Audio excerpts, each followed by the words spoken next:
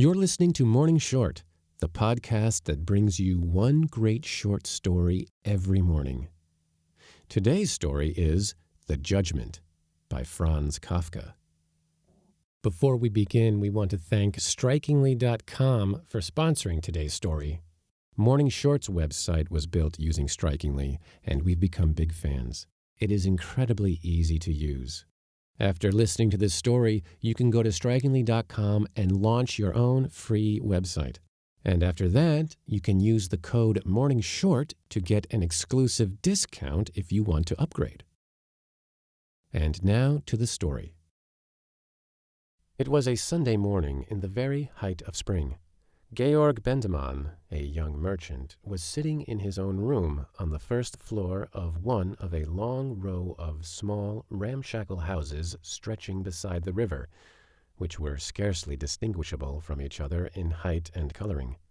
He had just finished a letter to an old friend of his who was now living abroad, had put it into its envelope in a slow and dreamy fashion, and with his elbows propped on the writing table, was gazing out of the window at the river, the bridge, and the hills on the farther bank with their tender green. He was thinking about his friend, who had actually run away to Russia some years before, being dissatisfied with his prospects at home. Now he was carrying on a business in St. Petersburg, which had flourished to begin with, but had long been going downhill, as he always complained on his increasingly rare visits. So he was wearing himself out to no purpose in a foreign country. The unfamiliar full beard he wore did not quite conceal the face Georg had known so well since childhood, and his skin was growing so yellow as to indicate some latent disease.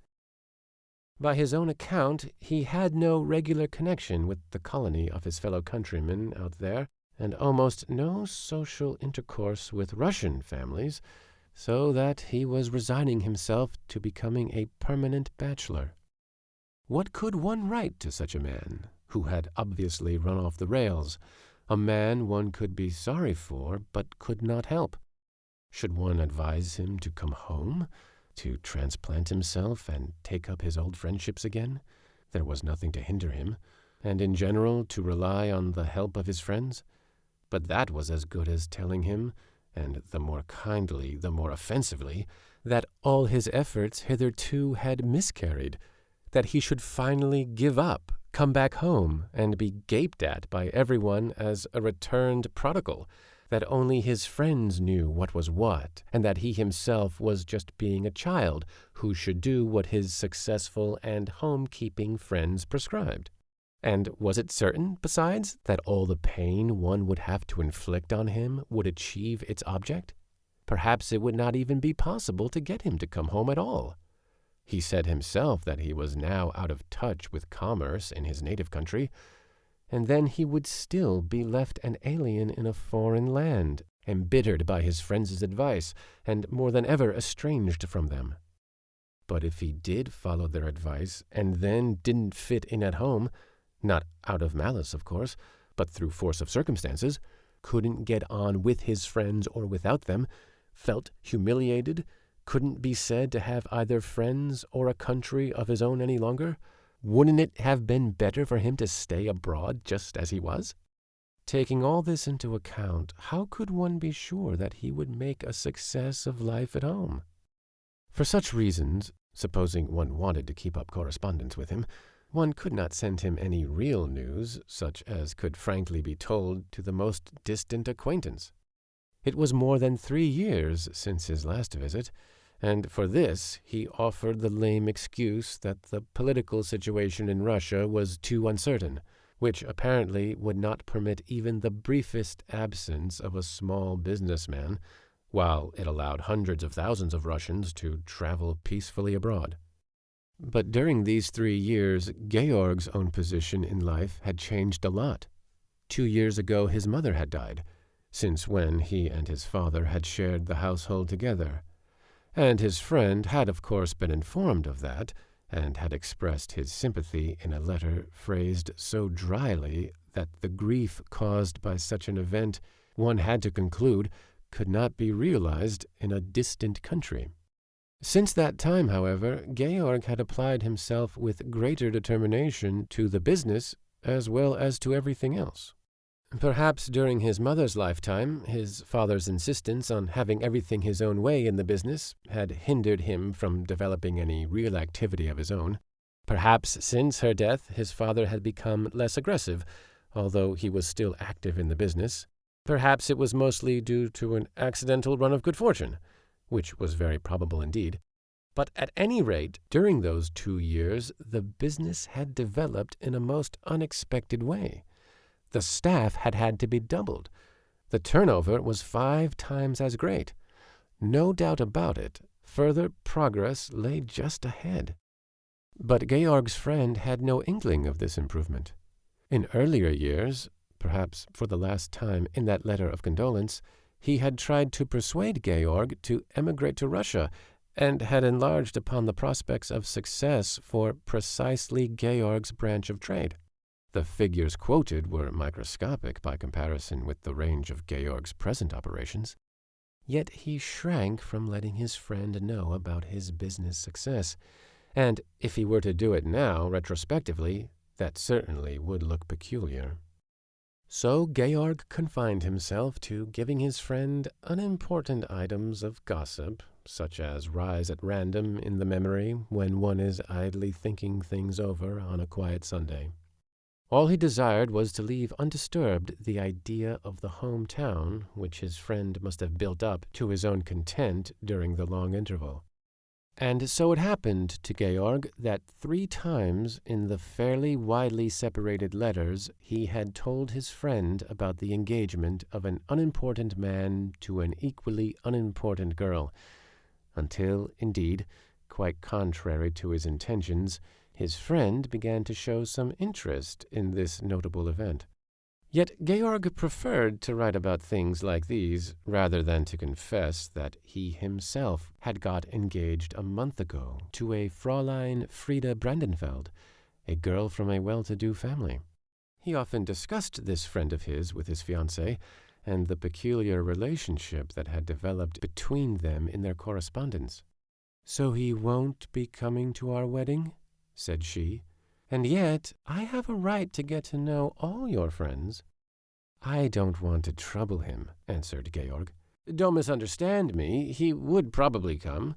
At least I think so. But he would feel that his hand had been forced, and he would be hurt. Perhaps he would envy me, and certainly be discontented, and without being able to do anything about his discontent, he'd have to go away again alone. Do you know what that means?" "Yes, but may he not hear about our wedding in some other fashion?"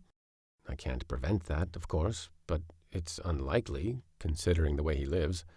"Since your friends are like that, Georg, you shouldn't ever have gotten engaged at all." "Well, we're both to blame for that. But I wouldn't have it any other way now." And when breathing quickly under his kisses, she still brought out, "All the same, I do feel upset." He thought it could not really involve him in trouble were he to send the news to his friend. "That's the kind of man I am, and he'll just have to take me as I am," he said to himself. "I can't cut myself to another pattern that might make a more suitable friend for him." And, in fact, he did inform his friend, in the long letter he had been writing that Sunday morning, about his engagement, with these words: "I have saved my best news to the end. I have got engaged to a Fräulein Frieda Brandenfeld, a girl from a well-to-do family, who only came to live here a long time after you went away, so that you're hardly likely to know her. There will be time to tell you more about her later. For today, just let me say that I am very happy, and, as between you and me, the only difference in our relationship is that, instead of a quite ordinary kind of friend, you will now have in me a happy friend. Besides that, you will acquire in my fiancée, who sends her warm greetings and will soon write you herself, a genuine friend of the opposite sex, which is not without importance to a bachelor.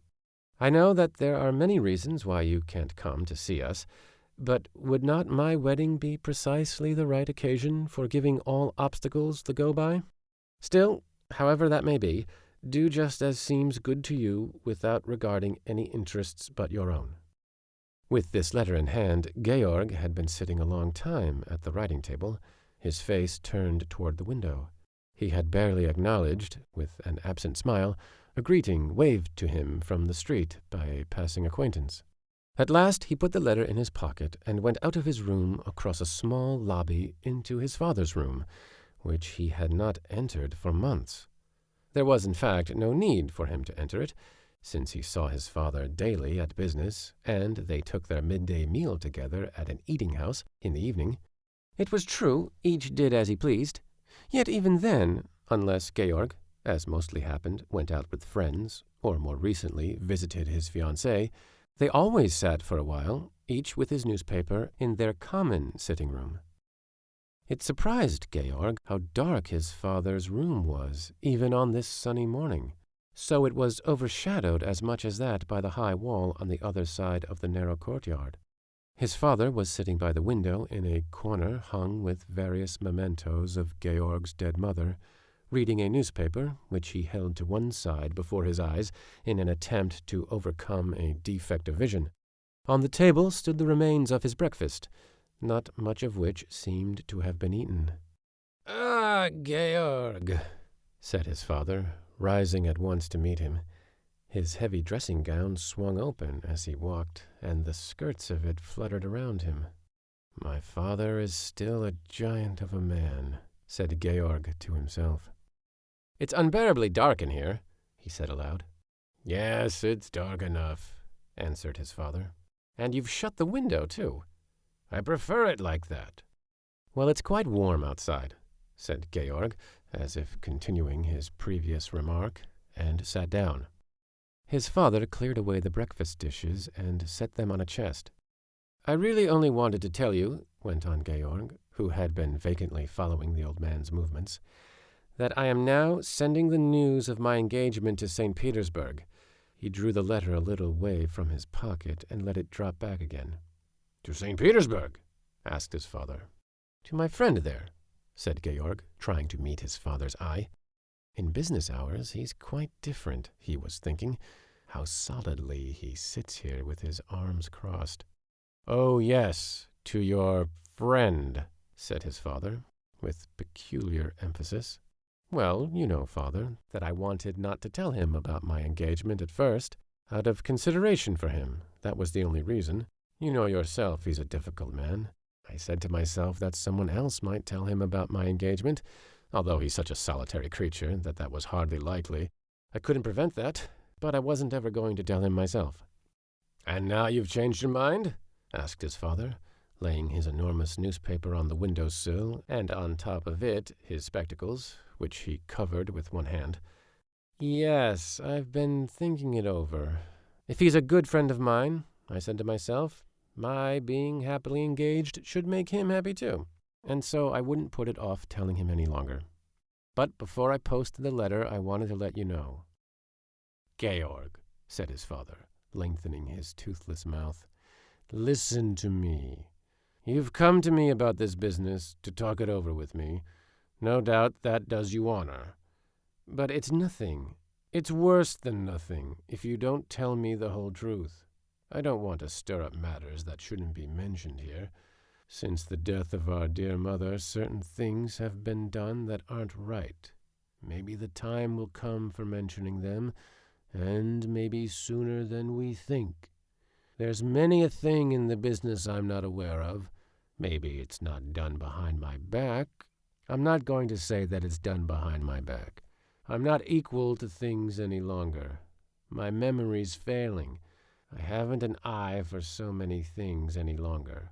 That's the course of nature, in the first place. And in the second place, the death of our dear mother hit me harder than it did you. But since we're talking about it, about this letter, I beg you, Georg, don't deceive me. It's a trivial affair. It's hardly worth mentioning, so don't deceive me. Do you really have this friend in St. Petersburg?" Georg rose in embarrassment. "Never mind my friends. 1,000 friends wouldn't make up to me for my father. Do you know what I think? You're not taking enough care of yourself. But old age must be taken care of. I can't do without you in the business. You know that very well. But if the business is going to undermine your health, I'm ready to close it down tomorrow forever. And that won't do. We'll have to make a change in your way of living. But a radical change. You sit here in the dark, and in the sitting room you have plenty of light. You just take a bite of breakfast instead of properly keeping up your strength. You sit by a closed window, and the air would be so good for you.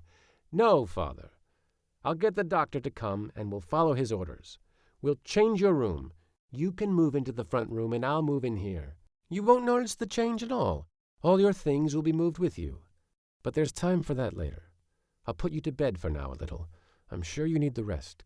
Come, I'll help you take off your things. You'll see I can do it. Or if you would rather go into the front room at once, you can lie down in my bed for the present. That would be the most sensible thing." Georg stood close beside his father, who had let his head, with its unkempt white hair, sink on his chest. "Georg," said his father, in a low voice, without moving. Georg knelt down at once beside his father. In the old man's weary face he saw the pupils, over-large, fixedly looking at him from the corners of the eyes. "You have no friend in St. Petersburg. You've always been a leg-puller, and you haven't even shrunk from pulling my leg. How could you have a friend out there? I can't believe it." "Just think back a bit, Father," said Georg, lifting his father from the chair and slipping off his dressing gown as he stood feebly enough. "It'll soon be 3 years since my friend came to see us last. I remember that you used to not like him very much. At least twice I kept you from seeing him, although he was actually sitting with me in my room. I could quite well understand your dislike of him. My friend has his peculiarities. But then, later, you got on with him very well. I was proud because you listened to him and nodded and asked him questions. If you think back, you're bound to remember. He used to tell us the most incredible stories of the Russian Revolution. For instance, when he was on a business trip to Kiev and ran into a riot, and saw a priest on a balcony who cut a broad cross in blood on the palm of his hand and held the hand up and appealed to the mob. You've told that story yourself once or twice since."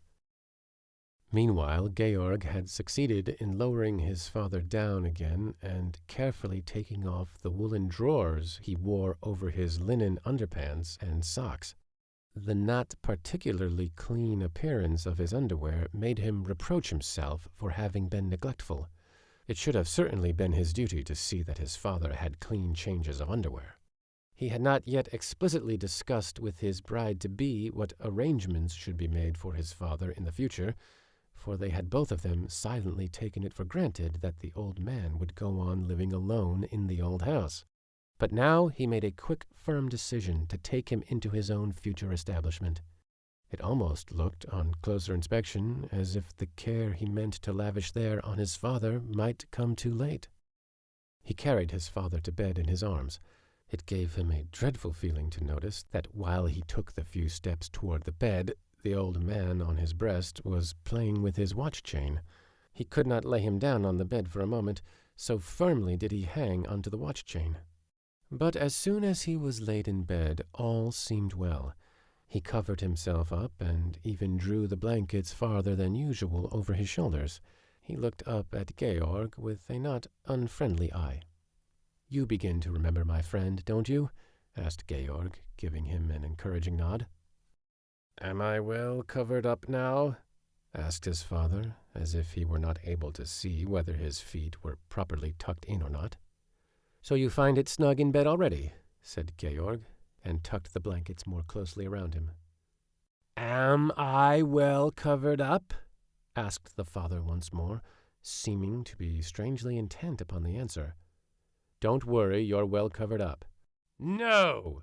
cried his father, cutting short the answer, threw the blankets off with a strength that sent them all flying in a moment, and sprang erect in bed. Only one hand lightly touched the ceiling to steady him. "You wanted to cover me up. I know, my young sprig, but I'm far from being covered up yet. And even if this is the last strength I have, it's enough for you. Too much for you. Of course I know your friend. He would have been a son after my own heart. That's why you've been playing him false all these years. Why else? Do you think I haven't been sorry for him? And that's why you had to lock yourself up in your office? The chief is busy, mustn't be disturbed, just so that you could write your lying little letters to Russia. But thank goodness a father doesn't need to be taught how to see through his son. And now that you thought you'd got him down, so far down that you could set your bottom on him and sit on him and he wouldn't move, then my fine son makes up his mind to get married. Georg stared at the bogey conjured up by his father. His friend in St. Petersburg, whom his father suddenly knew too well, touched his imagination as never before. Lost in the vastness of Russia, he saw him. At the door of an empty, plundered warehouse, he saw him. Among the wreckage of his showcases, the slashed remnants of his wares, the falling gas brackets, he was just standing up. Why did he have to go so far away? "But attend to me!" cried his father, and Georg, almost distracted, ran toward the bed to take everything in, yet came to a stop halfway. "Because she lifted up her skirts," his father began to flute. "Because she lifted her skirts like this, the nasty creature!" And mimicking her, he lifted his shirt so high that one could see the scar on his thigh from his war wound. "Because she lifted her skirts like this, and you made up to her, and in order to make free with her undisturbed, you have disgraced your mother's memory, betrayed your friend, and stuck your father in bed so that he can't move. But he can move, or can't he?" And he stood up, quite unsupported, and kicked his legs out. His insight made him radiant.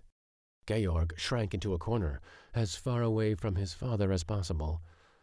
A long time ago he had firmly made up his mind to watch closely every least movement so that he should not be surprised by any indirect attack, a pounce from behind or above. At this moment he recalled this long-forgotten resolve, and forgot it again, like a man drawing a short thread through the eye of a needle. "But your friend hasn't been betrayed after all," cried his father, emphasizing the point with stabs of his forefinger. "I've been representing him here on the spot." "You comedian!"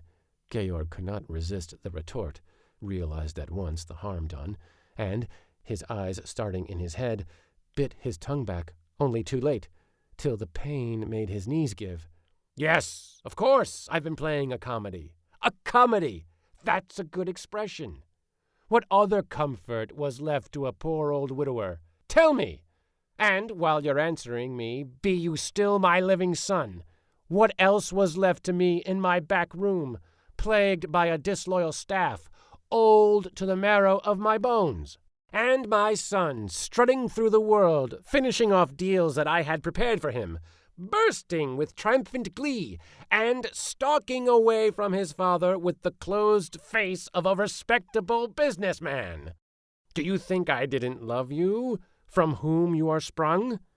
Now he'll lean forward, thought Georg. What if he topples and smashes himself? These words went hissing through his mind. His father leaned forward, but did not topple. Since Georg did not come any nearer, as he had expected, he straightened himself again. "Stay where you are. I don't need you. You think you have strength enough to come over here and that you're only hanging back of your own accord? Don't be too sure. I am still much the stronger of us two. All by myself I might have had to give way. But your mother has given me so much of her strength that I've established a fine connection with your friend, and I have customers here in my pocket." "He has pockets even in his shirt," said Georg to himself, and believed that with this remark he could make him an impossible figure for all the world. Only for a moment did he think so, since he kept on forgetting everything.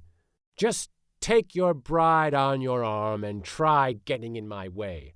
I'll sweep her from your very side. You don't know how." Georg made a grimace of disbelief. His father only nodded, confirming the truth of his words toward Georg's corner. "How you amused me today, coming to ask me if you should tell your friend about your engagement. He knows it already, you stupid boy. He knows it all. I've been writing to him, for you forgot to take my writing things away from me. That's why he hasn't been here for years. He knows everything 100 times better than you do yourself. In his left hand, he crumples your letters unopened, while in his right hand, he holds up my letters to read through." In his enthusiasm, he waved his arm over his head. "He knows everything 1,000 times better," he cried. 10,000 times, said Georg to make fun of his father, but in his very mouth the words turned into deadly earnest. "For years I've been waiting for you to come with some such question. Do you think I concern myself with anything else? Do you think I read my newspapers? Look!" And he threw Georg a newspaper sheet which he had somehow taken to bed with him. An old newspaper with a name entirely unknown to Georg. "How long a time you've taken to grow up. Your mother had to die. She couldn't see the happy day. Your friend is going to pieces in Russia. Even 3 years ago he was yellow enough to be thrown away. And as for me, you see what condition I'm in. You have eyes in your head for that." "So you've been lying in wait for me," cried Georg. His father said pityingly in an offhand manner, "I suppose you wanted to say that sooner, but now it doesn't matter." And in a louder voice, "So now you know what else there was in the world besides yourself. Till now you've known only about yourself. An innocent child, yes, that you were, truly. But still more truly have you been a devilish human being. And therefore take note. I sentence you now to death by drowning." Georg felt himself urged from the room. The crash with which his father fell on the bed behind him was still in his ears as he fled. On the staircase, which he rushed down as if its steps were an inclined plane, he ran into his charwoman on her way up to do the morning cleaning of the room. "Jesus!" she cried, and covered her face with her apron. But he was already gone. Out the front door he rushed, across the roadway, driven toward the water. Already he was grasping at the railings as a starving man clutches food. He swung himself over, like the distinguished gymnast he had once been in his youth, to his parents' pride. With weakening grip he was still holding on when he spied between the railings a motor bus coming which would easily cover the noise of his fall, called in a low voice, "Dear parents, I have always loved you all the same," and let himself drop. At this moment, an unending stream of traffic was just going over the bridge. Support for Morning Short comes from Strikingly.com. We became big fans of Strikingly when we created Morning Short's website. It is simple to use. If you need a website for your portfolio or startup idea or business, check out Strikingly. You don't need any tech or design skills. You don't have to write code. Hundreds of thousands of entrepreneurs and creatives have already launched their sites with Strikingly. Create a website for yourself with Strikingly.com for free. And later, use the exclusive code MORNINGSHORT for 15% off when you upgrade to Pro.